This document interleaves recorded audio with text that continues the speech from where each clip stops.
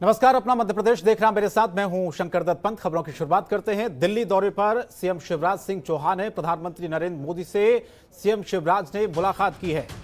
प्रधानमंत्री मोदी के साथ करीब 1 घंटे 20 मिनट तक मुलाकात चली है, बैठक चली है और सरकार के कामकाज के अलावा राजनीतिक मुद्दों पर भी चर्चा हुई है मुख्यमंत्री की प्रधानमंत्री से। इसके अलावा केंद्रीय मंत्री सदानंद गौड़ा, थावरचंद गहलोत और नरेंद्र सिंह तोमर से भी मुलाकात हुई है।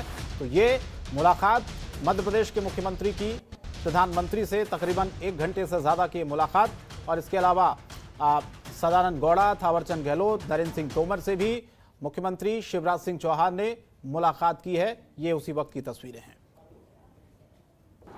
और विशेषकर मध्य प्रदेश की क्राइसिस मैनेजमेंट कमेटीज ने जो काम किया, फैसले सरकार ने नहीं लिए, फैसले क्राइसिस मैनेजमेंट कमेटी ने लिए, चाहे वो जिला स्तर की हो, ब्लॉक स्तर की हो, पंचायत स्तर की हो, और कोविड को कंट्रोल करने में महत्वपूर्ण भूमिका निभाई, उसके बारे में मैंने जानकारी दी। और आज मध्य प्रदेश की स्थिति है कि कल केवल 160 पॉजिटिव केस आए। पॉजिटिविटी केवल 0.2% है मध्य प्रदेश में। कोविड पूरी तरह से नियंत्रण में है, लेकिन आगे थर्ड वेव को हम कंट्रोल कर पाएं, इसमें हम पूरी ताकत से जुड़े हैं। इसलिए अधिकतम टेस्ट, पॉजिटिव आए तो आइसोलेट करना, कॉन्टैक्ट ट्रेसिंग करना, किल कोरोना अभियान चलाते रहना, कोविड केयर सेंटर्स को चालू रखना, ताकि अगर कहीं अलग किसी पॉजिटिव केस आता रखने की जरूरत हो तो वो। तो मध्य प्रदेश के मुख्यमंत्री ने मुलाकात की प्रधानमंत्री नरेंद्र मोदी से। तकरीबन 1 घंटे 20 मिनट की ये मुलाकात मुख्यमंत्री शिवराज सिंह चौहान की हुई है। दीपा श्रीवास्तव हमारी संवाददाता इस खबर पर फोनलाइन पर जुड़ी हैं ज्यादा जानकारी के लिए। दीपा, दिल्ली दौरे पर हैं शिवराज सिंह चौहान, प्रधानमंत्री से एक लंबी बातचीत हुई है, तकरीबन 1 घंटा 20 मिनट की बातचीत हुई है और बाकी मंत्रियों से भी उनकी मुलाकात और बातचीत हुई है। क्या एजेंडा है मुख्य तौर पर इस पूरे दौरे को किस तरह से देखा जाए? क्या कुछ बातचीत की संभावनाएं इस दौरे में जताई जा रही थी? हाँ जी, वो बात की जो है शंकर, तो काफी ज्यादा इस राज्य की मुख्य मुलाकात से काफी मायने जो है निकाले जा रहे थे, क्योंकि हमने देखा है कि लगातार जो कहा जाए मध्य प्रदेश में मुलाकातों का दौर जारी है, जहाँ पर देखा जाए तो जो भी मंत्री हैं, जो भी नेता हैं, वो आपस में मुलाकात कर रहे हैं। ऐसे में अब जब सीएम कहीं ना कहीं पहुंचे और प्रधानमंत्री से उन्होंने मुलाकात की, तो उस मुलाकात के कई मायने निकाले जा रहे थे। अगर विपक्ष की बात की जाए तो विपक्ष ने भी कहीं ना कहीं तंज कसा था और उन्होंने कहा था कि अब एक बदलाव का वक्त है, और कहीं ना कहीं जो मुख्य प्रधानमंत्री हैं वो सीएम शिवराज सिंह चौहान से खुश नहीं है, जिसके कारण वो कहा जाए कि उन्हें दिल्ली तलब किया गया है, उनसे विषय को लेकर चर्चा होनी है। लेकिन अगर बात की जाए 1 घंटे 20 मिनट तक सीएम की प्रधानमंत्री नरेंद्र मोदी जो है उनसे मुलाकात हुई। इस मुलाकात के बारे में सीएम शिवराज सिंह चौहान ने कहा है कि मध्य प्रदेश के विकास और जनता के कल्याण के लिए प्रधानमंत्री से सभी विषयों पर चर्चा की गई है, मार्गदर्शन उनका मिला है। एक बड़ी समस्या जो इस वक्त प्रदेश के लिए बनी हुई है वो है कहीं ना कहीं आर्थिक तंगी जो है, उससे प्रदेश जो हमारा वो गुजरता हुआ नजर आ रहा है। साथ ही साथ जिस तरह से वैक्सीनेशन है, वैक्सीनेशन को लेकर भी एक कहा जाए महाअभियान चलाया जाएगा, जहां पर 1 तारीख से लेकर 3 तारीख तक जो पंचायतें हैं वहां पर जो इस कहा जाए कि महाअभियान जो टीकाकरण का है, इसे आगे बढ़ाने को लेकर काम किया जाएगा। तो इस विषय को लेकर भी कहीं ना कहीं अवगत कराया गया है। और इसके बाद ये बात भी कही गई है प्रधानमंत्री के द्वारा कि मध्य प्रदेश में 21 जून से ही वैक्सीनेशन का जो महाअभियान है उसकी शुरुआत कर दी जाए। जी चलिए, बहुत बहुत धन्यवाद दीपा इस तमाम जानकारी के लिए। आगे बढ़ते हैं, कुछ और खबरें आपको दिखाते हैं। प्रदेश में कोरोना संक्रमण अब काफी हद तक कम होता जा रहा है। इसको लेकर गृह मंत्री डॉक्टर नरोत्तम मिश्रा ने जानकारी दी है कि प्रदेश में कोरोना संक्रमण की दर आधे से भी कम होती जा रही है। राज्य में 22 जिले ऐसे हैं जहां से एक भी केस सामने नहीं आया है, और जैसे जैसे कोरोना के मामले कम हो रहे हैं वैसे वैसे अनलॉक की प्रक्रिया को भी बढ़ाया जा रहा है। इसी के साथ उन्होंने राहुल गांधी के ट्वीट पर भी कहा कि राहुल और उनके नेता हिंदुओं की आस्था में ठेस पहुंचाने का काम करते हैं। गृह मंत्री नरोत्तम मिश्रा ने प्रधानमंत्री मोदी से सीएम शिवराज सिंह चौहान की मुलाकात के बारे में कहा कि कोरोना संक्रमण के अलावा और भी कई विकास कामों पर चर्चा की जाएगी।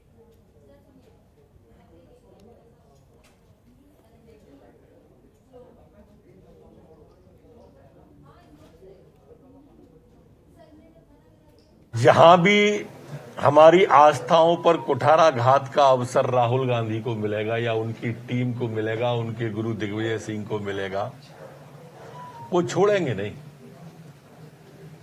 चाहे राम मंदिर की बात हो, चाहे राम की बात हो, चाहे कुंभ के स्नान की बात हो, आप देखिए आस्था के हर केंद्र पर हमला करने की ये टुकड़े टुकड़े गैंग के सरगना कोशिश करते हैं।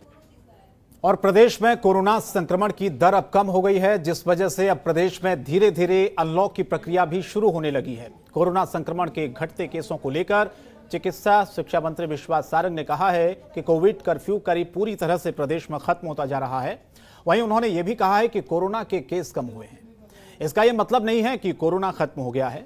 हम सभी को अभी भी कोरोना गाइडलाइंस का पूरी तरह से पालन करना चाहिए, जिससे कोरोना की तीसरी लहर दूसरी लहर की तरह अपना कहर न बरपा सके। इसके अलावा प्रदेश में 100% वैक्सीनेशन कराने का सरकार ने लक्ष्य रखा है। इसके साथ ही उन्होंने कांग्रेस पर निशाना साधते हुए कहा है कि कांग्रेस लोगों में भ्रम फैलाने का काम करती है। तो विश्वास सारंग ने कांग्रेस पर सीधे सीधे हमला बोला है और खासतौर पर उन्होंने कहा कि कोरोना जो गाइडलाइंस हैं, उन गाइडलाइंस का अभी भी जनता को पूरी तरह पालन करना है। अगर तीसरी लहर की कोई संभावना जताई जा रही है, अगर तीसरी लहर आती है तो हमको अभी से उसकी तैयारी करनी चाहिए। जो स्थिति दूसरी लहर में थी वो आगे ना हो। भ्रम की स्थिति तो कांग्रेस के विघ्न संतोषियों ने पैदा की है। वो कांग्रेस के नेता जो जनता की जान को के साथ खिलवाड़ करना चाहते हैं, उन्होंने वैक्सीन को लेकर अनर्गल बातें की हैं। कभी कोई कुछ बोलता है, कभी कोई कुछ बोलता है। अखिलेश यादव कहते हैं मैं वैक्सीन नहीं लगाऊंगा और उनके पिताजी स्वयं जाके वैक्सीन लगवा लेते हैं। राहुल गांधी, प्रियंका गांधी, सोनिया गांधी, चिदम्बरम, दिग्विजय सिंह, कमलनाथ, ये सब अनर्गल बातें करके जनता को गुमराह करना चाहते हैं। हमें तो फ़ोन करते हैं कि वैक्सीन लगवा दो और जनता के बीच में आकर बयान वैक्सीन के खिलाफ देते हैं। और कोरोना की दूसरी लहर के बाद अब सरकार प्रदेश का खाली पड़ा खजाना एक बार फिर से भरने की तैयारी कर रही है और इसी के चलते आत्मनिर्भर मध्य प्रदेश बनाने के लिए सीहोर में मुख्यमंत्री ने प्रदेश के सभी मंत्रियों की अनौपचारिक बैठक ली। किसी भी प्रदेश का सबसे महत्वपूर्ण विभाग वित्त विभाग होता है, जहां इस विभाग में तय होता है कि किस तरह से महंगाई पर नियंत्रण किया जा सके। और इन सभी मुद्दों पर हमारी संवाददाता दीपा श्रीवास्तव ने वित्त मंत्री जगदीश देवड़ा से खास बातचीत की है। देखिए। पूरे देश की तरह मध्य प्रदेश भी कहीं ना कहीं महंगाई की मार झेलता हुआ नजर आ रहा है। अगर आज की बात की जाए तो पेट्रोल के दाम लगभग 105 रुपए तक पहुंच चुके हैं। हमारे बीच में वित्त मंत्री जगदीश देवड़ा जी, इनसे बात करेंगे। सर, क्या लगता है महंगाई काफी ज्यादा बढ़ रही है, अब जनता भी ये चाहती है कि कहीं ना कहीं महंगाई कम की जाए, तो क्या इस और कहीं ना कहीं ध्यान देगी सरकार? सरकार बहुत गंभीरता से निर्णय लेती है और जनता के हित के लिए ही निर्णय लिए जाते हैं। और मुझे लगता है कि हर व्यक्ति इस हिंदुस्तान का ये जानता है कि पिछले वर्ष से लगा करके अभी तक कोरोना का महासंकट इस देश में रहा, इस पूरे वर्ल्ड में रहा और अर्थव्यवस्था भी काफ़ी गड़बड़ाई है। तो सारी चीज़ें कम पड़ी है। प्रदेश की सरकार चलाने के लिए आखिर अर्थव्यवस्था भी चाहिए। अब अर्थव्यवस्था भी ठीक हो, इसके लिए सरकार समय समय पर सारे टैक्स वगैरह जो लगाती है, राजस्व प्राप्त करने के लिए ये सब करना पड़ता है और जनता के हित के लिए ही करना पड़ता है। और उसी बात को लेकर के मध्य प्रदेश की सरकार भी काम कर रही है। सरकार काम कर रही है, लेकिन जनता भी वही मांग करेगी कहीं ना कहीं महंगाई कम हो। केंद्र सरकार भी कह रही कि यदि राज्य सरकारें चाहें तो कहीं ना कहीं अपनी तरफ से वैट जो है वो कम कर सकती हैं। क्या इस और सरकार ध्यान देगी? हमेशा सरकार जनता के लिए क्या बेहतर हो सकता है, इसकी चिंता करती है और करेगी। आत्मनिर्भर भारत मध्य प्रदेश बनाने की बात कही जा रही है, राजस्व को इकट्ठा करने की बात कही है कि कहीं ना कहीं जोर दिया जाए राजस्व पर। किन विभागों से अब तैयारी है कि राजस्व ज्यादा वसूला जा सके? बिल्कुल, इसीलिए माननीय मुख्यमंत्री जी ने अभी वहां पर सीहोर में बैठक की थी सारे मंत्रिमंडल की और मुझे लगता है कि दिन भर इसी बात पर विचार विमर्श हुआ है, मंथन हुआ है कि राजस्व कैसे बढ़ाया जा सकता है। तो उसी बात को लेकर के मंत्री समूह की भी कमेटियां बनाई है। सारे मंत्रियों की अलग अलग कमेटी बना करके उनके जुम्मे काम किया है, तो अभी उसका निर्णय भी मुझे लगता है कि बहुत जल्दी सामने आ जाएगा। हाँ जी, बिल्कुल। तो ये थे हमारे बीच में वित्त मंत्री जगदीश देवड़ा जी, जिनका साफ तौर पर कहना है कि अभी आने वाले वक्त में तो महंगाई से कहीं न कहीं जनता को राहत मिलती हुई नज़र नहीं आ रही, क्योंकि जो टैक्स जो बढ़ा के लिया जा रहा है, यानी कि जो पेट्रोल और डीजल के दाम लगातार बढ़ते जा रहे हैं, उससे कहीं न कहीं सरकार के द्वारा अर्थव्यवस्था को संभालने का काम किया जा रहा है। कैमरा पर्सन अंकित के साथ दीपक श्रीवास्तव, जनतंत्र टीवी, भोपाल। और बढ़ते आगे कुछ और खबरें आपको दिखाते हैं। गृह मंत्री नरोत्तम मिश्रा की अध्यक्षता में मंत्रिमंडल समूह की एक बैठक हुई है, जहां पर इस बैठक में कोरोना के प्रति लोगों को जागरूक करने के लिए एक टीम गठित करने के निर्देश दिए हैं।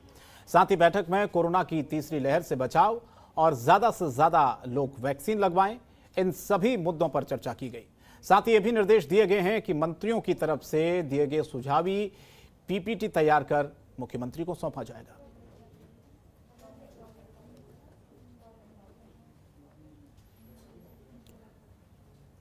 तो नरोत्तम मिश्रा की अध्यक्षता में दरअसल मंत्रिमंडल की एक बैठक हुई है। कोरोना की तीसरी लहर को लेकर इसमें बातचीत हुई कि किस तरह से तीसरी लहर से बचना है और प्रदेश में अभी क्या हालात हैं कोविड को लेकर, अगर वाकई में ऐसी स्थिति बनती है तो उससे कैसे निपटा जाए।